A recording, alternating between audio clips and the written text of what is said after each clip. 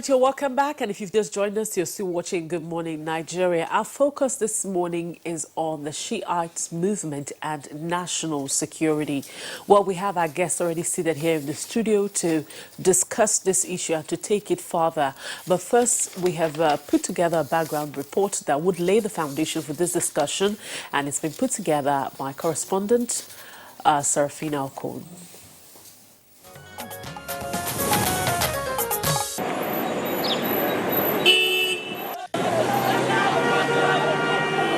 The Islamic movement of Nigeria, otherwise known as Shiites, was founded by Ibrahim el-Zakzaky during his university days, when he is said to have become so impressed with the 1979 Iranian Revolution that he wanted one in his home country, Nigeria.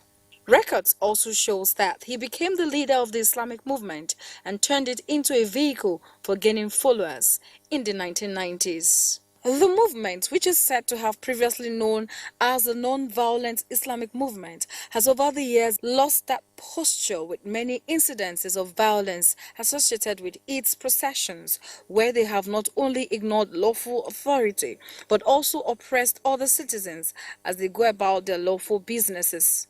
Their disdain for the laws of Nigeria and constituted authority led to the confrontation with security agencies, including the Chief of Army Staff, which led to other confrontations. Subsequently, events led to the arrest and detention of their leader, el-Zakzaky, who at the moment is undergoing trial at a Kaduna High Court. The Shiite leader is facing state charges, including culpable homicide and unlawful assembly. His supporters have continued to mount deadly protests, leading to loss of lives and property in various parts of the country. Some of these confrontations in the Federal Capital Territory alone include the cases of Zuba, Nyanya, National Assembly, and recently at the Federal Secretariat, where a senior police officer and a journalist was killed. Shiite supporters have also recorded casualties in these protests, demanding for the release of their leader. Nigerians and the government have continued to express worry that the movement's violent protests are becoming a threat to national security, which must be tackled immediately. In the wake of these violent clashes, what can be done by the security agencies to deal with this challenge? Are there other approaches to addressing this problem that will de-escalate the situation? What can authorities do to handle a group which does not recognize lawful authority? How can these protests take place without infringing on the rights of Nigerians and patrons for violence? These and more will be addressed by guests on Good Morning Nigeria shortly. All right, thank you very much, Serafina Okon, for that background. We have three guests with us in the studios, regular guests whenever we're discussing security issues, to take this topic further. First, let's welcome Felix Waldo, lawyer, and of course, retired Assistant Inspector General of Police. Retired AIG, pleasure to have you with us on the program this morning. Thank you. Good morning, Nigeria. Okay. Also here with us in the studios, would like to welcome Major General Ahmed Tijani Jibrin. He's also a former military director. He's a former director of military intelligence. General Jibrin, pleasure to have you with us again on Good Morning Nigeria. Thank you very much. Good morning, Nigeria. Okay. And here too is Kabir Adamo, who is a security risk analyst. Kabir, pleasure to have you with us on the program. Pleasure is mine. Morning. All right, gentlemen, let's begin discussion this week. Kabir, I'd like you to actually, first of all, lay the foundation by telling us what is, because as all of these have continued to happen in the last couple of days, and some people are not even aware of the genesis of this issue. So I'd like you to give us the genesis of this confrontation between the Shiites and the state. What is the bone of this contention? So in a nutshell, the leader of the Islamic movement in Nigeria, which is the umbrella organization of Shia Muslims in Nigeria, there are two major divisions in Islam, Sunnis and Shiites. Now in Nigeria, the majority of Muslims, probably about 95%, are Sunnis, and then probably about 5% are Shiites. Now within that 5%, some of them are members of this group, Islamic movement in Nigeria, which has its headquarters in Zaria. Now in December 2015, they were having an occasion, and the chief of army staff and his convoy were driving near where they were having that occasion. They blocked the road, and there was an attempt for the chief of army staff convoy to have access to that particular route, which was denied. And things happened. They snowballed into a confrontation between the two sides. And from that day till the next day, there appeared to be what looked like a security operation that led to the death of several of the members of that group and the arrest of the leader of the group, Sheikh El-Zakzaki, as well as his wife. They were moved to Abuja. And since then, he has been in detention. There were court proceedings at the federal level and at the state level for that incident and other associated incidents. Now, in 2016, there was a court order for him to be released, that Sheikh El-Zakzaki. The government did not honor that order. We're not sure why. But then another court suit was filed in Kaduna State at the Kaduna State High Court. And as far as we know, that the hearing of that case had been adjourned for about 5 or 6 times already. The next hearing will be on the 29th of July. Now, within that period, the group has consistently maintained that the health of their leader is failing. Sometimes about 2 or 3 weeks back, we were told that the son of the leader of the group, Sheikh El-Zakzaki, had access to his father. And when he came out, he mentioned that his health is failing. So the new wave of protest we're seeing is as a result of that belief that the health of the leader is failing, that he's about to die. Their demand is for him to be released so that he can have access to medical care. In fact, they say they want to fly him abroad for medical treatment.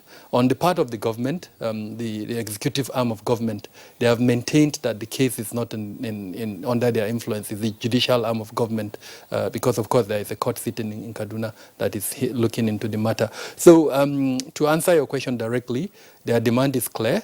Release our leader, because there was a federal court judgment asking for him to be released on bail. And then on the other hand, they're also saying that he has been denied his right for medical treatment. I want to ask you very quickly, sorry, Kingsley, before 2015, did they have any were there series of confrontations with the state? Because what you just said was 2015, where they had that issue with the general. But before then, were there other issues? Several issues. The history of the Islamic movement in Nigeria has had checkered altercations, if I use that word, with the Nigerian state for a lot of reasons. The ideological underpinnings of the Islamic movement in Nigeria, to an extent, does not recognize the right of the state on certain actions. A good example is the request by the police for right to protest. The police has given its reason that if you want to engage in a protest action, you should seek clearance. We will guide you, we will protect you so that you do your protest. The group does not recognize that particular request by the police on the ground that it is not written anywhere in the Constitution. Apart from that, neighbors of the headquarters of this group in Zaria complain, and not just neighbors, they have what they call the annual trek and some other religious rites. Now, every time they're carrying out that protest, movement is obstructed on the road, sometimes from Kano to Zaria, or even from Bauchi to Zaria. Now, anyone traveling on the road during when they're doing that, and it's a 40-day activity, movement is obstructed consistently from, if I am right, from around late November up till probably early January. So there has been a long history of, I would say, tension between them and their neighbors because of this type of actions. Apart from that, the underpinnings, the ideological underpinnings of the religion, of the perception of the religion, is to an extent different from the ideological underpinnings of the Sunni movement. So there is some tension between clerics that are of the Sunni belief, as well as clerics that are of the Shia belief. And like I said earlier on, the percentage of Sunni Muslims is not there. So that type of tension has persisted beyond that. And then even before the 2015 confrontation, several instances of violent protestation has occurred. In fact, in one instance, leading to the death of the sons of the Sheikh himself, as far as, if I recall well, about 4 of his children have died from that kind of confrontation with the state. He himself, if I remember well, has been imprisoned about 4 times by different administration governments, both under the military and, if I'm right, under civilian administration. So there is a long history of confrontation between the state and this particular organization. As it were, the Kaduna state government has currently proscribed the group. So membership and association of the group in Kaduna state, and I think a few other northern states, is illegal as far as the law in those states are concerned. All right, Kabir Adamo, thank you very much. Let's bring in the other 2 guests, AIG Felix Obuado and General Jibrin. Let's start from the policing point of view. What is the record of the Shiite movement or the Islamic movement in Nigeria with regard to public order? Well, thank you very much. I think our colleague there has laid a very beautiful foundation. Essentially, we should appreciate the fact that this Shiite movement, they've displayed a lot of lawlessness, disregard for law and order. I recall some years back, I think it was the Emir of Zaria, he was on his way to Kaduna. They blocked the highway and was forced to go back to Zaria. Now, when you do that kind of thing, you are denying other Nigerians their right to free movement, and it's not the best. And like Rael observed, there are just 5% of totality of Muslims in Nigeria. So how can just 5% be creating and compounding all these problems for us? Over time, they've had this confrontation. What led to the current situation is when they had the effrontery and the guts to go to obstruct the convoy of the Chief of Army Staff. And I think that was, they had taken it too far. They had overstretched their luck. And that's what took us to where they are today.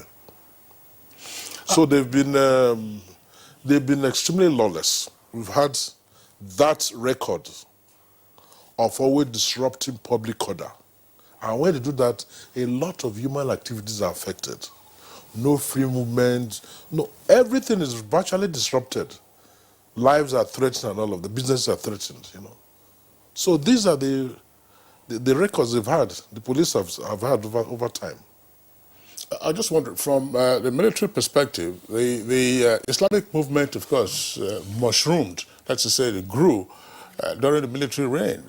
What was the disposition of the military to the group? Was it tolerance, accommodation, or otherwise, in terms of the response to their threats to public order or national security at the time? Well, you know, the military, primarily, the responsibility is to protect the territorial integrity of the country against external aggression, and also to help the civil authority in case of internal security situation. In the past, the military had nothing to do with any religious organization, except when the government caused the military to take action like was done during the Metesini uprising and some other instances. So the military had no problem with the Shia movement. And we must put it on record that there are other Shia movements within this country. Particularly in Kaduna, I know there is one group led by Sheikh Hamza Lawal.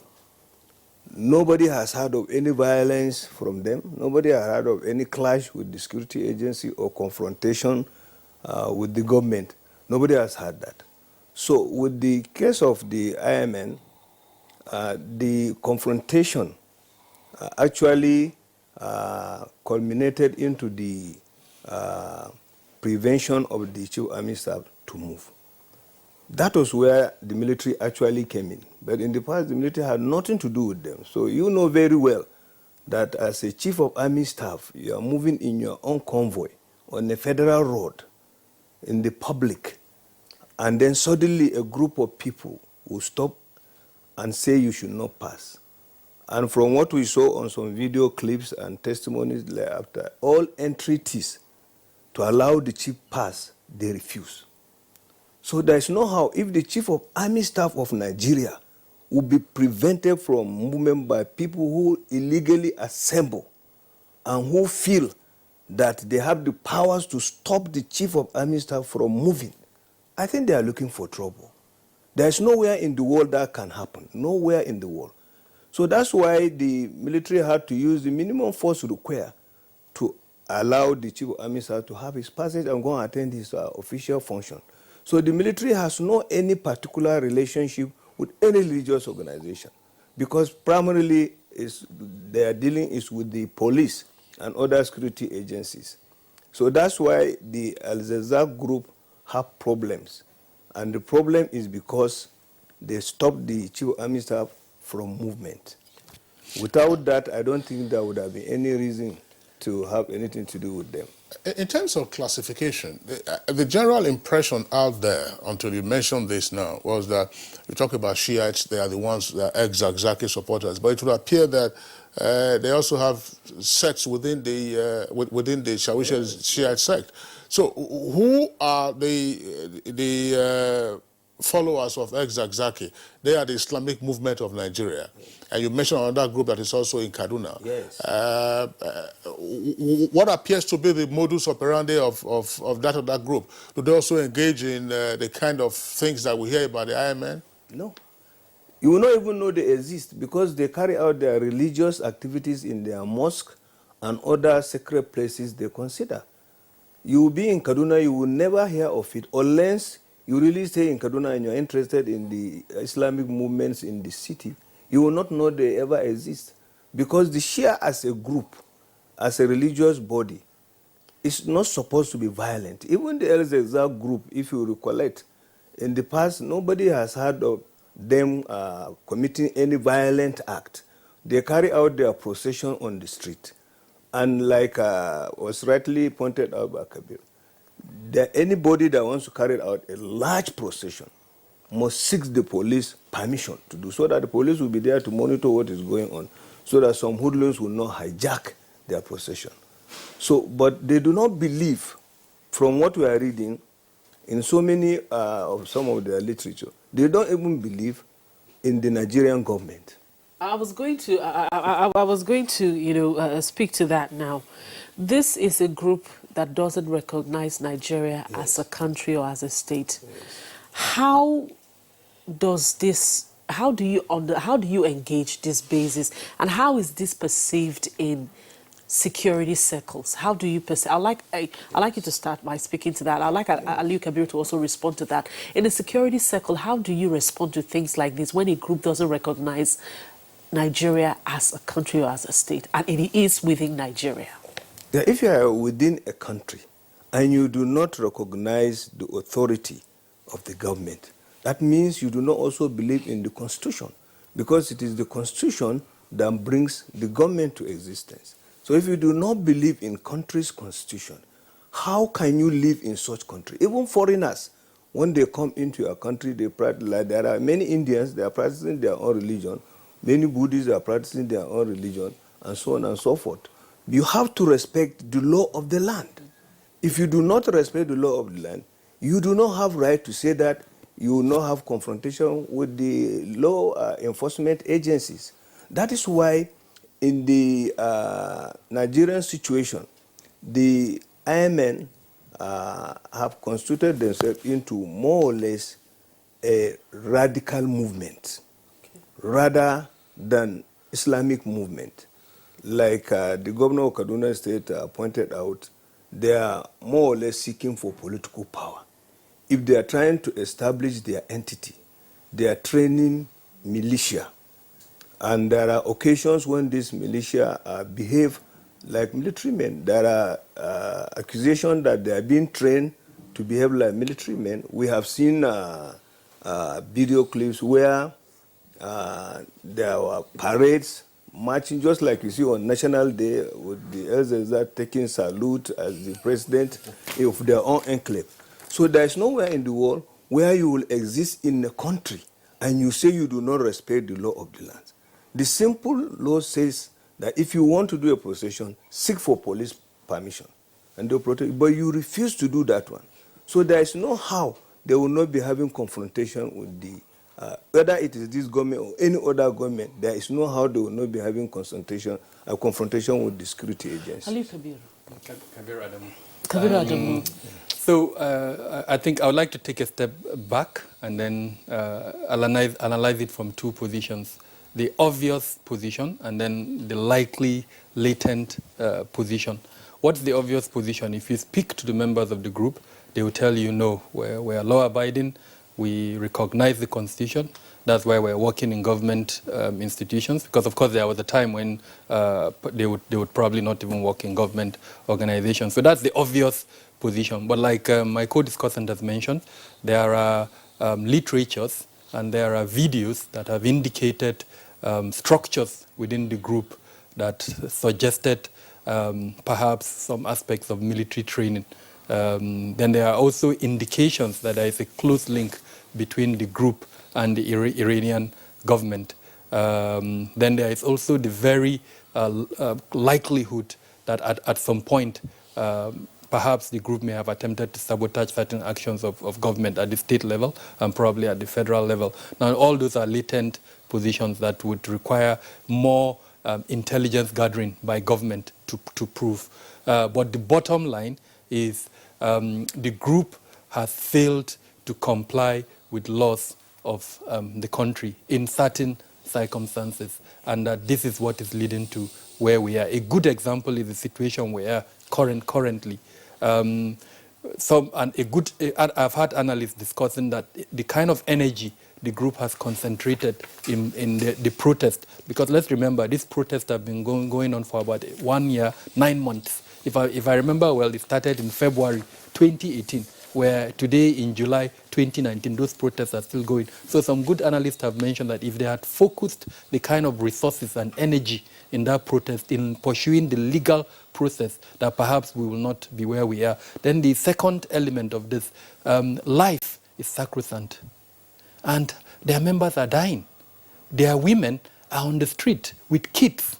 Why subject them to that kind of suffering? Why wouldn't you redirect that energy to pursuing legal means that are recognized by the Constitution? Now, a counter-argument would be, yes, we're in court, and they have a recognized legal luminary in the person of Femi Falana that is representing them. Now, that's an aspect. But why wouldn't you focus your energy in pursuing the legal means so that you whatever your requests instead of the kind of circum? So those are the kind of arguments that are out there. What is obvious that I've mentioned, and then what they will tell you when you speak with them, their leadership, that no, we recognize the authority of the state, no, we do not challenge the authority of the state, and all that. But on the other hand, you see the kind of actions that you see. Kabiru Adamu, that's one point you have. One point that you have raised is that at least I have walked into their procession or driven into their procession once or twice. You see the men in front, you see women, and then children behind. Then you begin to wonder, why do you put women and children in such circumstances? Yeah, well, that's right. AIG Felix Obuadwe again. In terms of maintenance of law and order, it must be puzzling. I mean, for a group to have this frequent surge, as it were, of protest, a matter is in court, and then it looks like pressure is on for, if you like, extrajudicial means to achieve their objective. It must be a peculiar challenge dealing with this kind of situation, considering now the level of escalation that we have seen this week. Let me start by saying that the leader of the Shiite group has been granted bail, and that bail has not been set aside. Even if there is another suit filed, an appeal filed somewhere, not to my knowledge, because these two courts they're talking about, I think they have concurrent jurisdiction. So that order granting bail ought to have been complied with by now. And that is the root cause of all of this crisis. If the court, we are talking about rule of law in a democracy. So if the court says that person should be released on bail, you have absolutely no reason not to comply. That is the essence of democracy and the essence of rule of law. Now, the other issue of, if you want to go on, people have rights to move freely, demonstrate, but you must be very, very lawful, you must be peaceful. You must not also disrupt or interfere with the rights of other Nigerians, other citizens.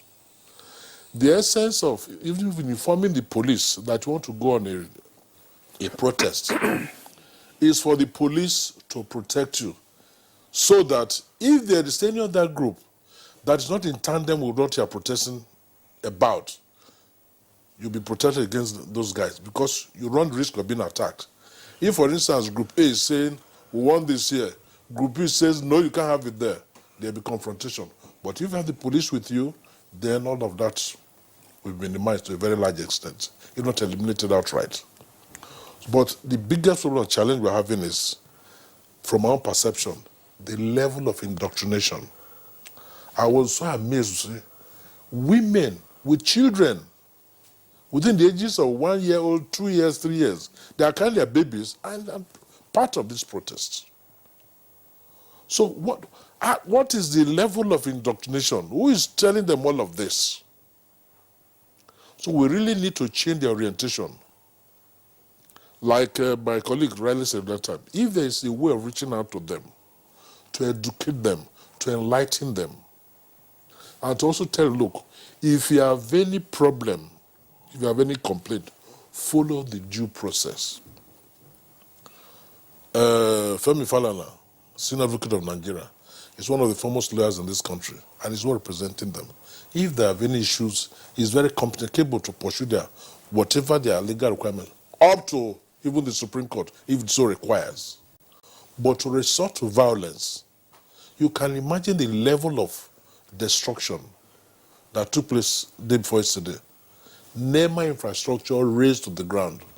I was listening to the DG on TV, and he was complaining. He said, look, those vehicles, the entire outfit there, cost a lot of millions of naira, and it's all gone. It's all gone. And at least when they come out in thousands. There are so many.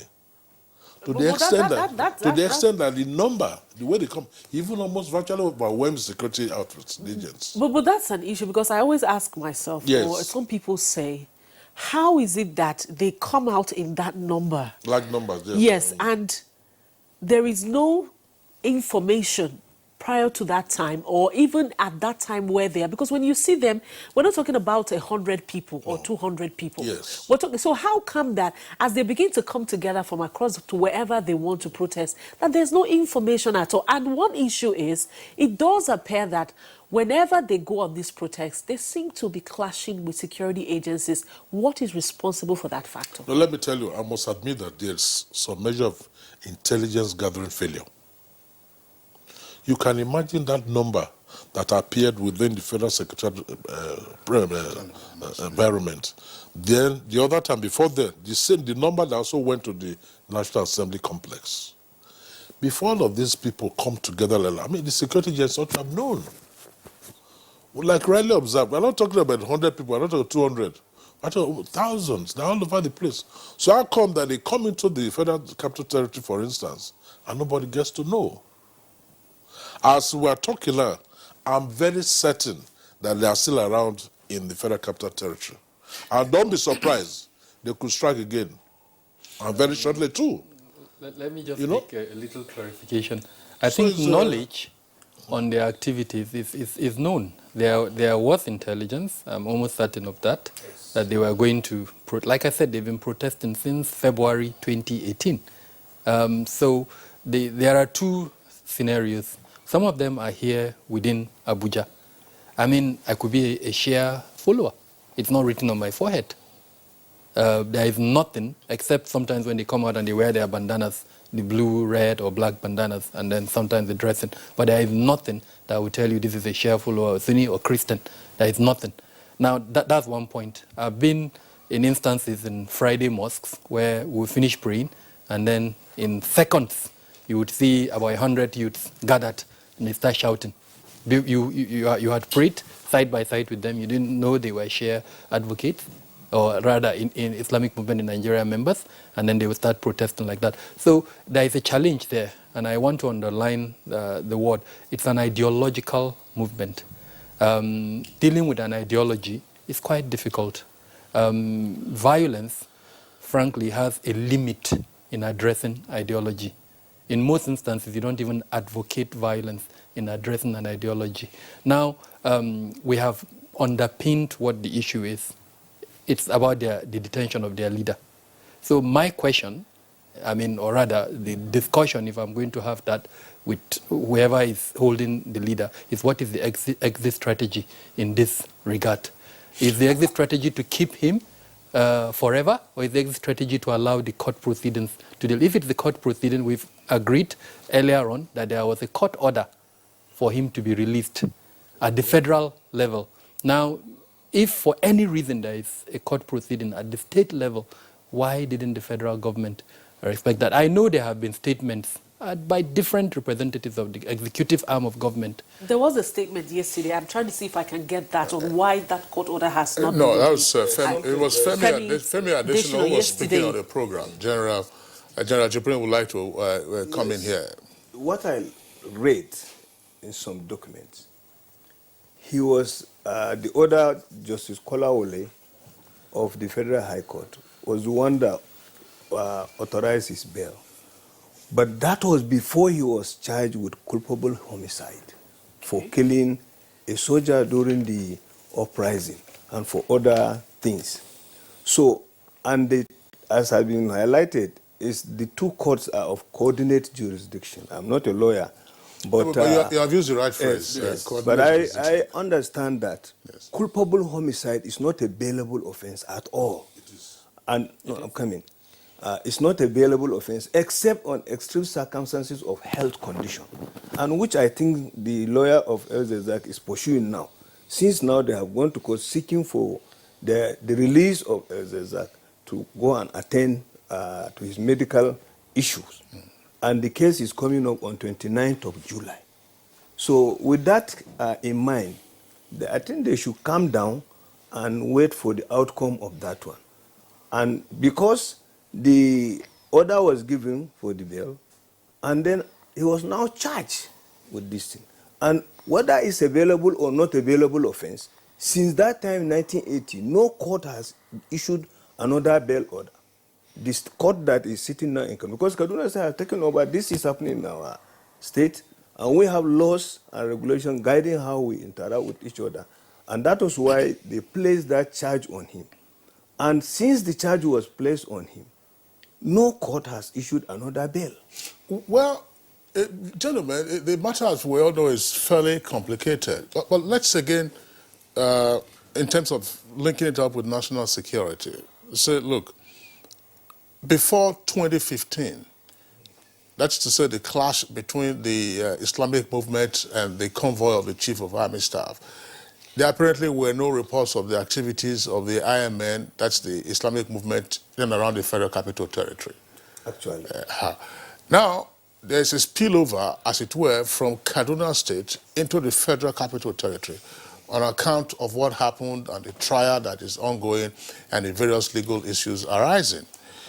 If you recall, I'm not quite sure of the exact date now, there was a clash. That was one of the first indications of the violent clash around Zuba. There was a military convoy.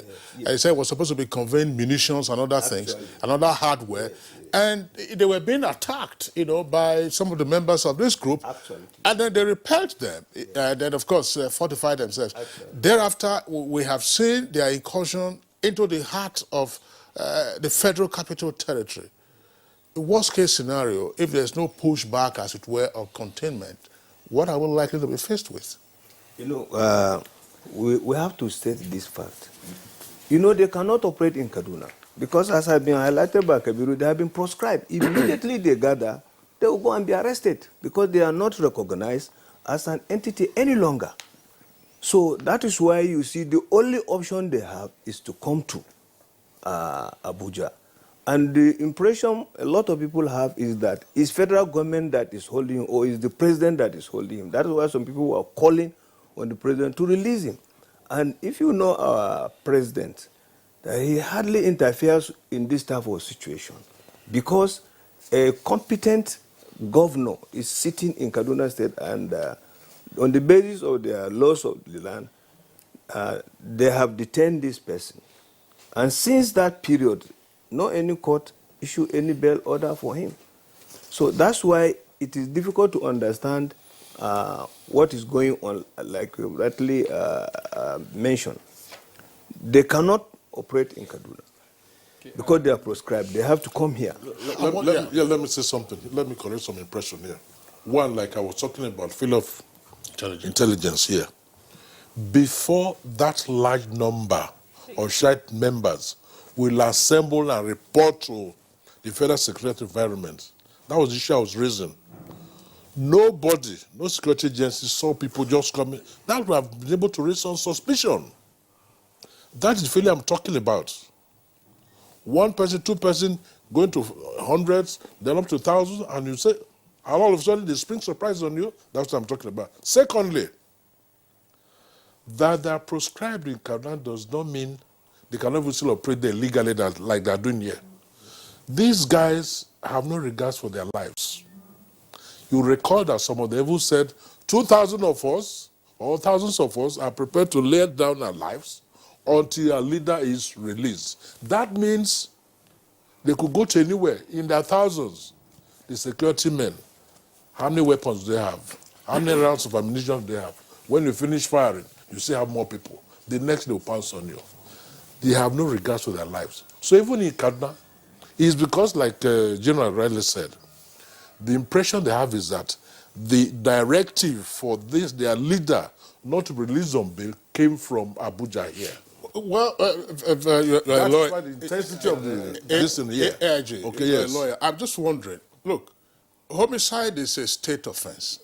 It's not a federal offense. Yes. So is ex-Zakzaki being tried for a federal offense or being tried for a state offense? No, it's a state offense. So, like Riley said. and Kabir, you said, in terms of your insights, that some members of the IMN are educated and very well exposed. So why is that distinction not clear to them that, look, this is a state offense. In criminal law, it is a state that charges you, not the federal government that is charging you for this offense. And even if the federal government, assuming the Attorney General or the DPP of the Federation is the one who is prosecuting you, the Constitution is also clear, assuming they don't even recognize the Constitution, that the Attorney General doesn't take instructions, according to the Constitution, from the President on who to prosecute or who to do, whose prosecution to discontinue.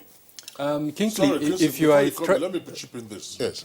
Even though the top hierarchy might be educated, like it's alluding to, the foot soldiers are stark illiterates. That I'm very sure of. The foot soldiers you see roaming the streets here in Abuja, they're stark illiterates, good number of them. I've seen a few of them that were arrested. They can't even, most of them can't speak English. They can't read, they can't write.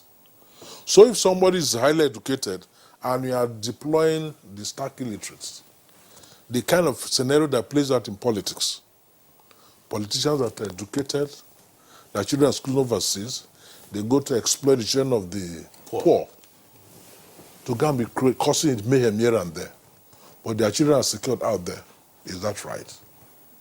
It's the same scenario playing out. So if up there they're educated, they should do the needful, like Kingsley Wright observed. They are very educated. I know of professors. I know of even possible cabinet ministers that are members of... We don't have a cabinet now. Okay, former cabinet ministers that are members of the association. So they are very educated. Let's not... And I want to emphasize this point. The Islamic movement in Nigeria is one of the most organized organizations that we have in the country. The correct name for them is Islamic movement in Nigeria, which presupposes the fact that there are several other Islamic movements across the world, and they are very connected.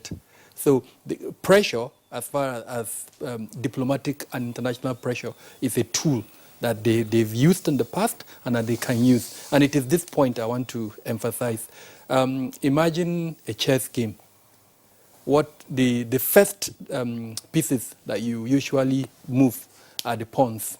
So what we're seeing in Abuja is the movement of those pawns. And what is their objective? To create international attention. What happened on last 2 weeks and on Tuesday, if I'm right, on Monday, is in their interest. The international community recorded that, and a few weeks down the road, Amnesty International will come with a report damning our security agencies for our inability to manage crowds and for heavy-handedness in approaching such crowd protest. So if on their side they're happy, even though they've lost life, But what have they achieved? Attention. We're here discussing them. Several media houses, both locally and internationally, are discussing the issue. So they have something, they've ticked something as far as the chess game is concerned. Now, on the part of government, what have we seen? And for me, this is my worry. That incident happened. On social media, it went viral. Videos, recordings of some things that, frankly, should not have happened are there. Whether they are true or not, nobody knows at that time. A senior police officer lost his life. NEMA assets were burnt.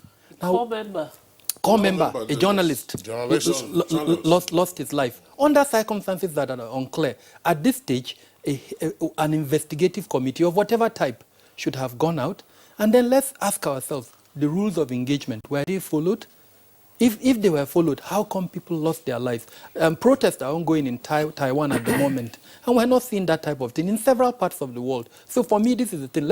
I would say let's do damage control.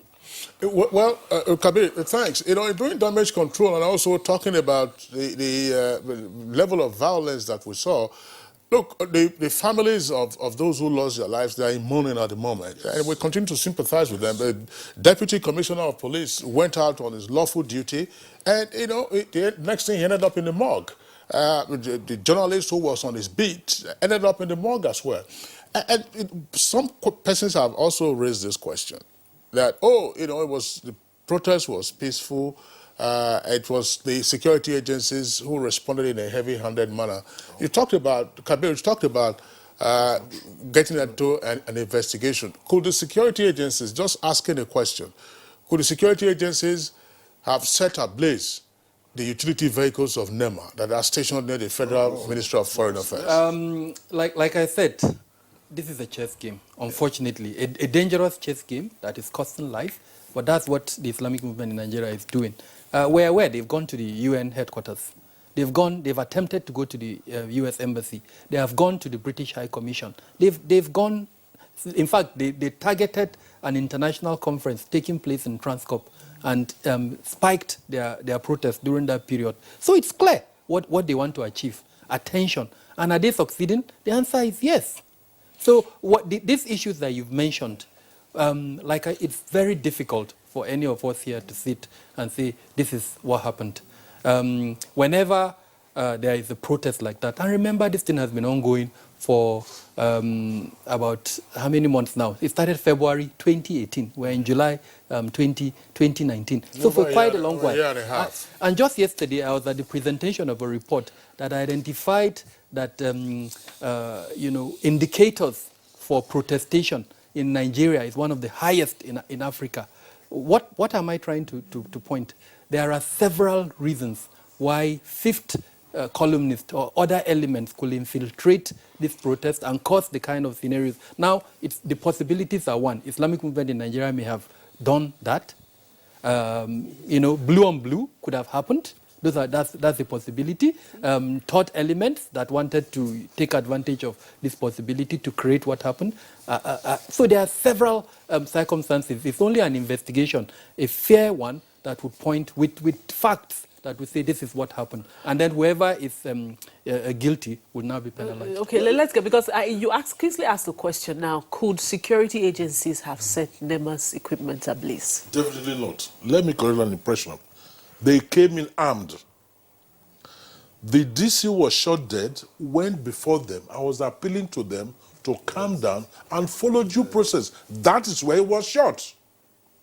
Somebody told me yesterday that they were all protesting and shouting and making all the noise. They said, when next we come around, we are going to carry more arms. So they came in armed. And I even threatened that when next they come, they will carry more arms. Like Kingsley observed, they set those NEMA things. I wasn't a witness. I'm just raising. I will tell you their side of let the me story. tell you. Let me tell you. Yes. It is not the police, not security agents that set this things on fire. They have absolutely no reason to do that. It is the Shiite guys that set those things on fire. And they actually had jerrycans of fuel. They wanted to set the Ministry of Foreign Affairs on fire too. It was the intervention of the security agents that saved the Ministry of Foreign Affairs. Well, quote me. This raises, General Jibril, this raises the stakes. in terms of security operations. But at the same time, Kabir has talked about the need for engagement. There are back channels for engagement and otherwise. From your perspective, your experience in military intelligence and national security issues, what is required to be done at this time? Because if there's an embedment already of these members, and some of them have a disposition towards the kind of things that we saw on Monday, the scales probably will be much higher now. Yes. I think the issue is very simple and straightforward as it is right now. The case is in court. And hearing has been fixed on a definite date, 29th of July.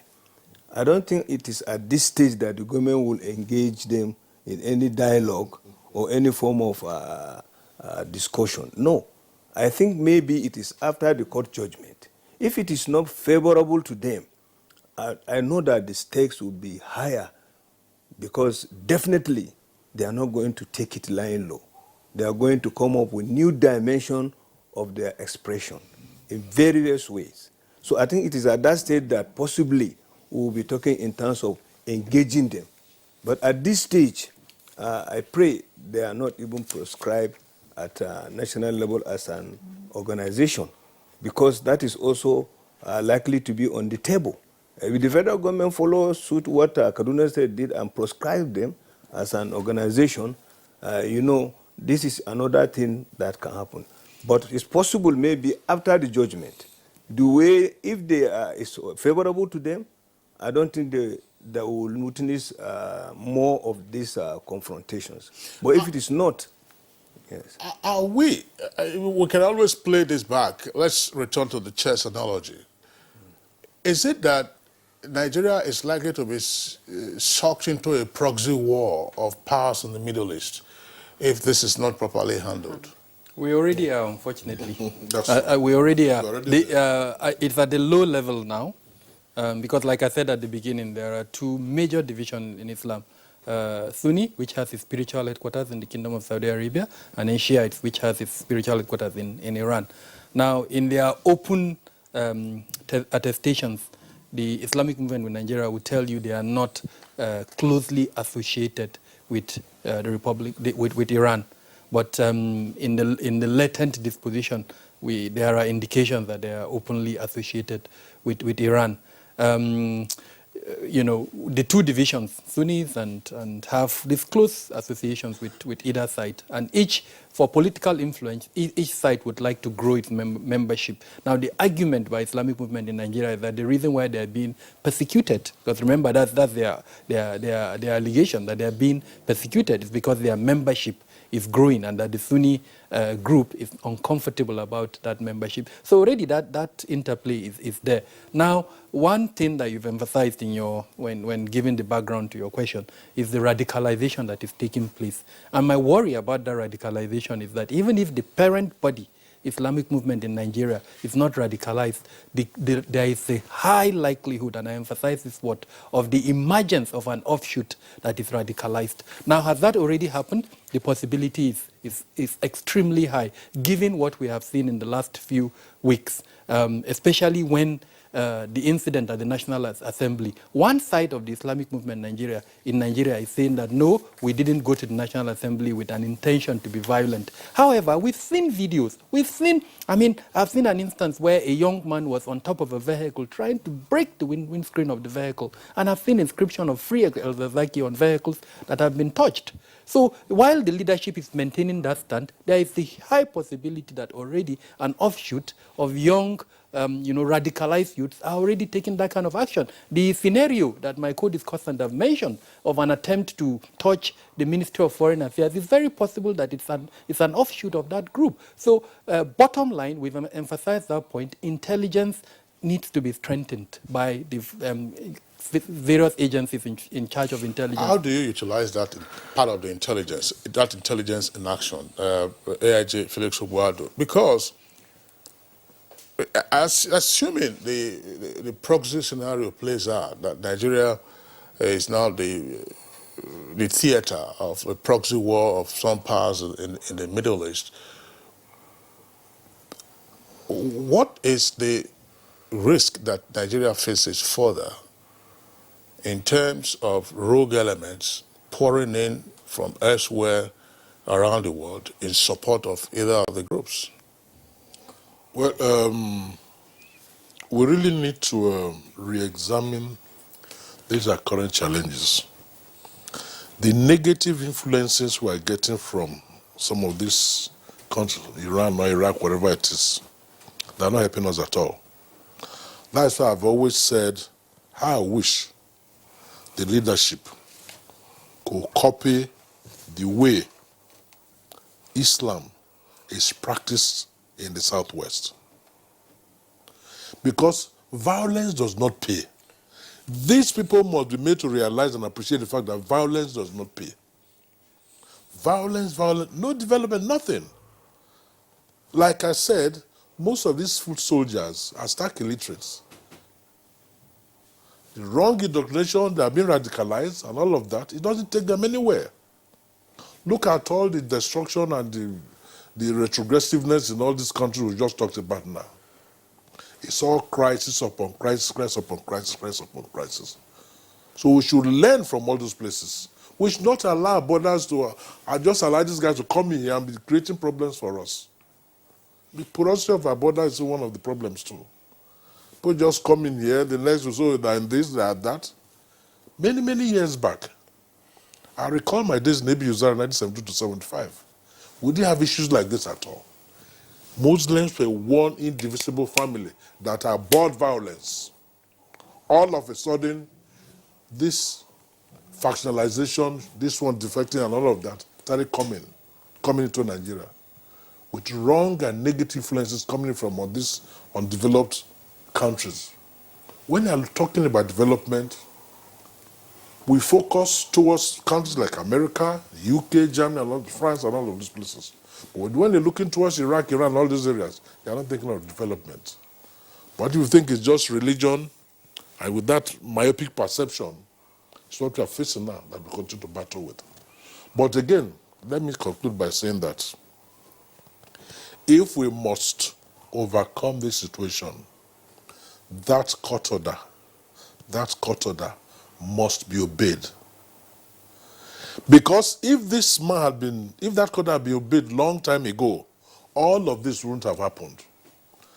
And to keep on delaying it, like I told you, these guys are still putting their acts together to come and strike again. After what he did, the Federal Secretariat, they went to Banex Plaza. The act is there. They are going to come back again unless that something happens. We have to comply with that court order. It has not been set aside, like I said. It has not been set aside. Nobody went to the Court of Appeal to say no.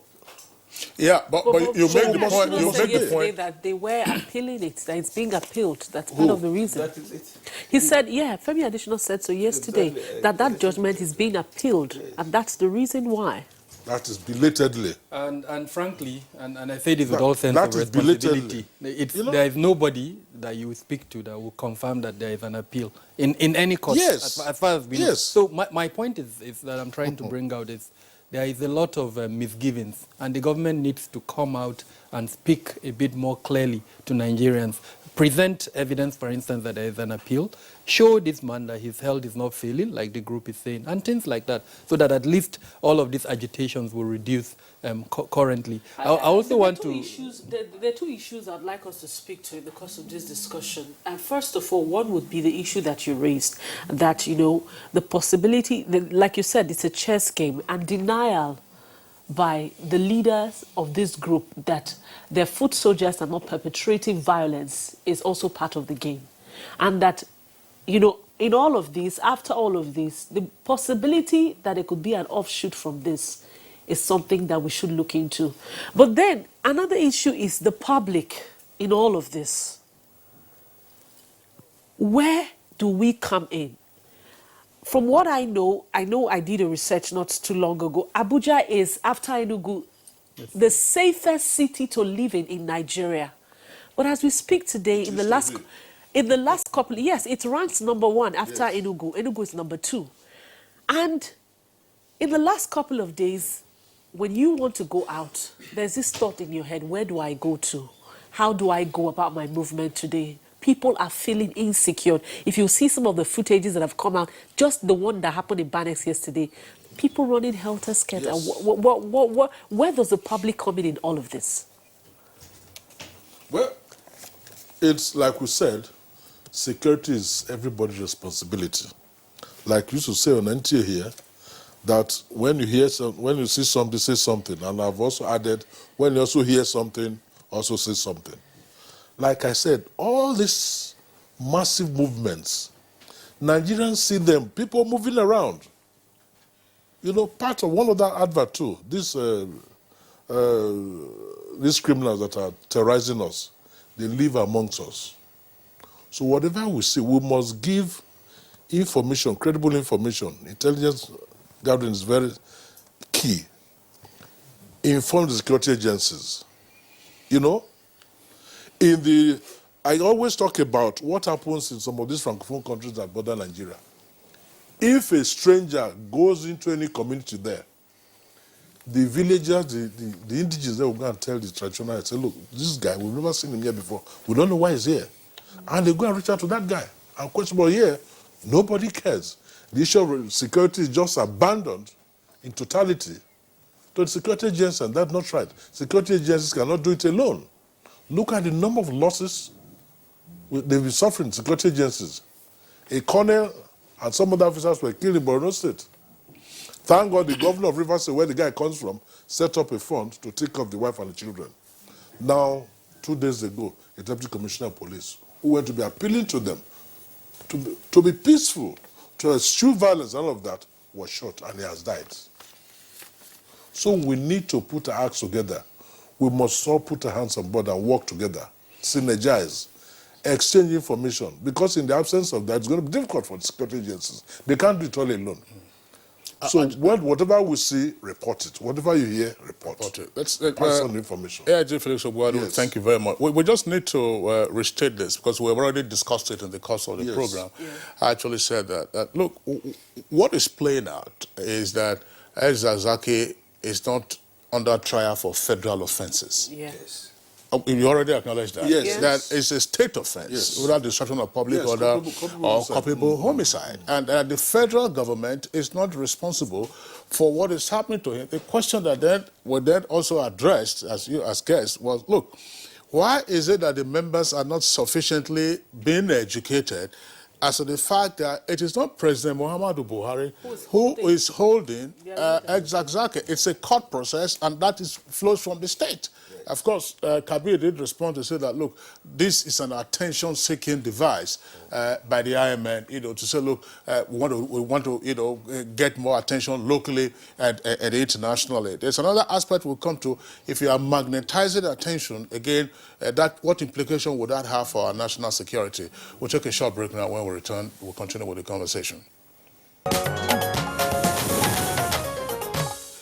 All right, welcome back, and I say good morning, Nigeria, live on the network service of the Nigerian Television Authority. We still have all our three guests with us, and just before we went on the short break, we were talking about the linkages in terms of misconception of the nature of the trial of El-Zakzaky and while he's still in custody and while his people are protesting. But I would like to return first with General Jibrin.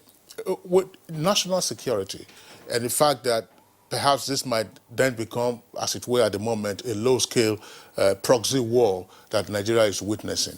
Some analysts will draw attention to the following, that you have virtually merchants of war who are seeking, for where they can operate. We used to hear of the Taliban. They morphed into Al-Qaeda and they morphed into ISIS. And we have seen what has played out in Iraq, the clashes between the Shiites and the Sunnis. And ISIS, of course, also now has a West Africa branch with Boko Haram. What can be done to stave off the graduation, if you like, of merchants of war, seizing the opportunity of what is being created now by IMN and supporters in order to escalate the crisis or de-escalate the crisis, as it were? Yes. I would say adherence to rule of law. Since we say the case is in the court, and it is not time now for government to engage any dialogue or take any measure, since the court hearing is within days So it is only after the judgment is passed, then the government can now take a look at it and see its implication on national security. And that is when the government can now take action. And if we live to survive that period, that is when we will be able to analyze, because we don't know what is going to come out. Whether the court will grant the bail for him to go for his medical treatment or it will not. Because it is that result that will determine exactly what will happen. And the issue of the proxy war, I know that Iran has a lot at hand presently if we are watching the international scenario. I don't think what is happening in Nigeria now will be one of its major issues that it will look and then start creating some diplomatic or other problems with Nigeria. Obviously, the attention-seeking activities they are doing is yielding results for them. But there is a limit to which the international community will determine how a government will operate its laws. So we have our laws. Whatever pressure that will come from the international community, the government will look at it with a view to implementing its laws, not doing the bidding of the international community.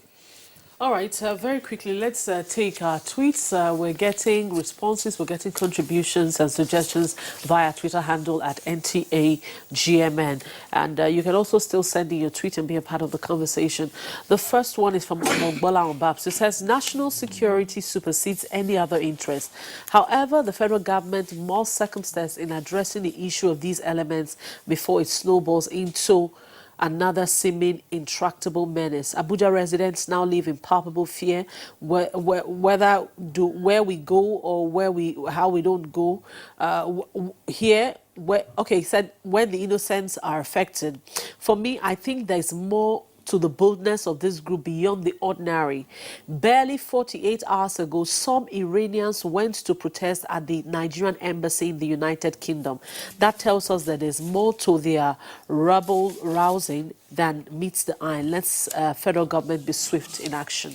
Now, this is coming from Ogo. It says, a religious group is bound to respect the laws of the land. I don't see the reason why this Shiite group took the laws into their own hands. The Nigerian government has the full right to ban their activities for now. And this one is from Apostle Stanley. It says government should intensify efforts to orient the citizens on the importance of education, especially in the northern parts of the country.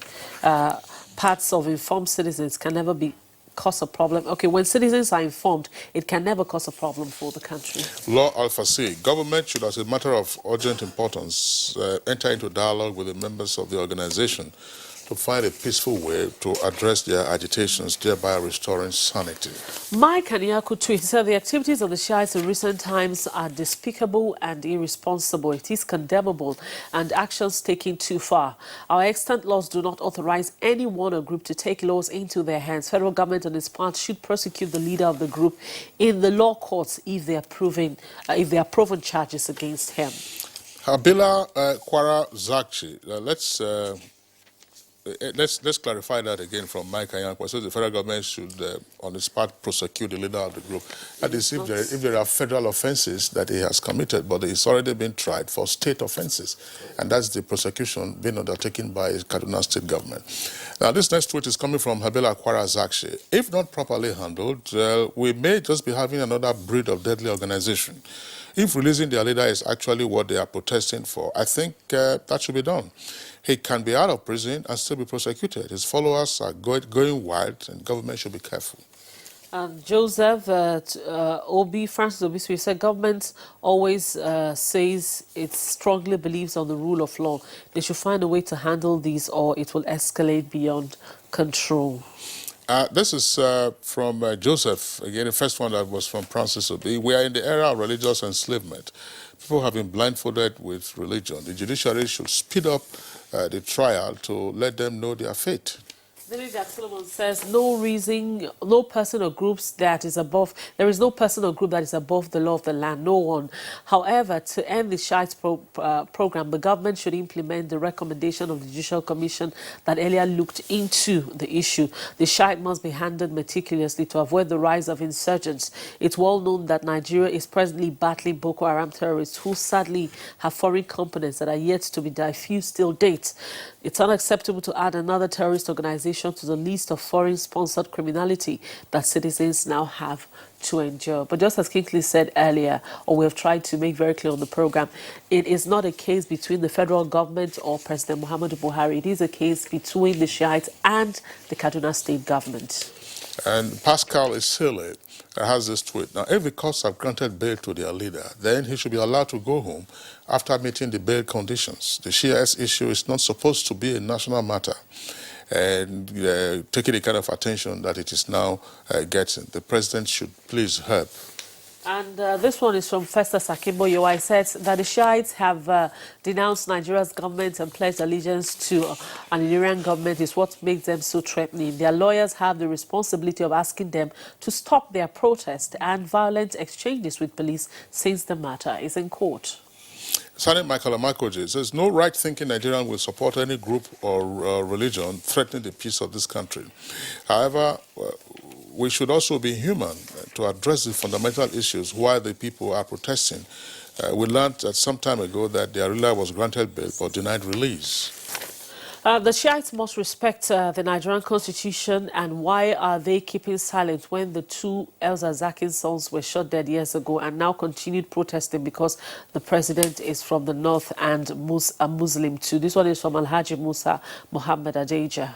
This is coming from MK Ibrahim. The ongoing clashes between the Nigerian security and Islamic movement in Nigeria are wittingly or unwittingly a reflection of Nigeria being dragged into a proxy war. All right, those are the tweets that we have for now. Remember, you can continue to send in your thoughts and your comments via our Twitter handle at NTA GMN. Gentlemen, let's...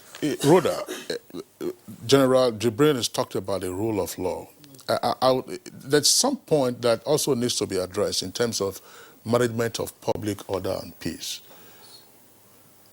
Is there, these are questions for the security agencies to obviously address, but these are our security experts who are our guests. Government follows the rule of law and say, look, we are on trial, you've been granted bail, go on bail. Can the group guarantee that they will remain law-abiding? And then another question is, for some persons, it is that, okay, if he's granted bail, could it be as a result of the pressure that they have mounted? There are some people who are even saying that all this renewed agitation and violence is because they know the case is coming for hearing in few days' time. So they are trying to tell the public and tell the world that we are going to do worse than this if the trial fails to grant him the bail he requires to go and attend to it. There are some people who are thinking like that. That would be the intimidation of the judiciary. Yes, that is actually a perception some people are having, that don't worry. This renewed violence and agitation is just a way to put pressure on government, to prod the government to say, look, if the court does not grant this, we will hold the government responsible and we are going to do worse than this. So the thing is very straightforward as far as I'm concerned. If the court in Kaduna, the Kaduna High Court in Kaduna, if it grants bail and the governor refuses to abide by the court order, then it becomes another issue. So I think we have to wait until the hearing comes, and then whatever the court orders is heard, then we now wait to see. But I believe sincerely that if the court orders his bail or release to go for medical attention, Kaduna State government will oblige, because they would have nothing to tell the world again. Now we are still talking about the fact that it's because a case of culpable homicide, he was charged with it. That is why they did not allow him to go. And apart from since that 2016 pronouncement, there is nothing that has been said by any court again concerning his bail.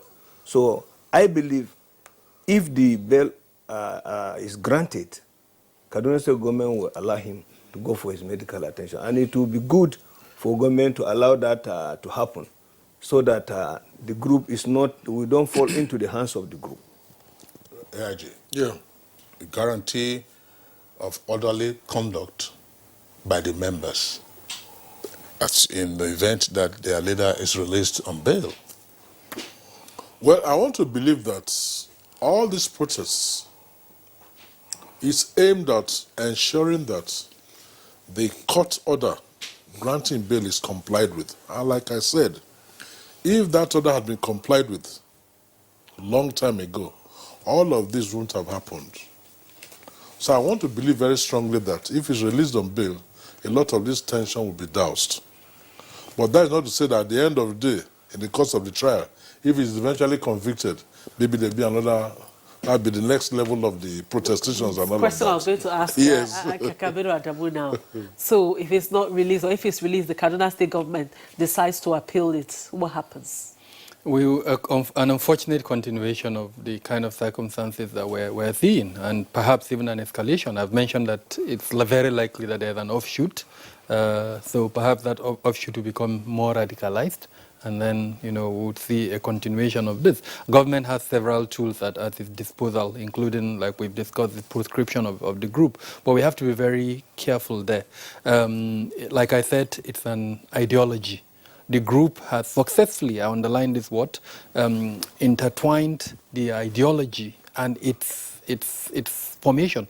So when you're talking of Islamic movement in Nigeria, it's very difficult to remove IMN, Islamic movement in Nigeria, from Shiite. They've succeeded in doing that. So I think going forward in conversations, the government needs to separate Islamic movement in Nigeria from Shiite. And if put forward the peaceful and law-abiding Shiite movement that we have in Nigeria. Let Nigerians know that there are other Shiite groups that are law-abiding and peaceful. This one that has decided to adopt practices that are not in congruence with our law, unfortunately, shouldn't go. The second element that I want to emphasize is our criminal justice system. There have been weaknesses that needs to be improved. The protests that happened yesterday, members of that group have been arrested. The police needs to come forward, put them, let their trial be seen by the world in a very fair manner. All right, so thank you. Rhoda, I think it's important for our viewers to get the benefit of this again. Both General Jibrin and Kabir clarified that, of course, you also see that on our caption on the screen when we say Shiites, that there are sects within the Shiite group, and that those who are said to be protesting now belong to the Islamic movement in Nigeria.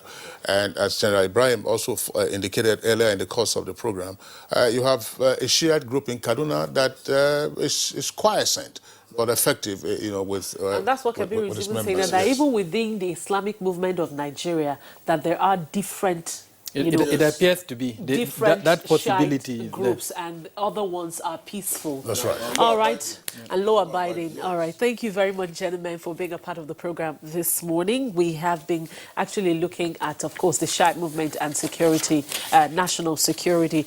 This time, I want to say a very big thank you to our guests who've joined us on the program, retired AIG Felix Ugbaudu.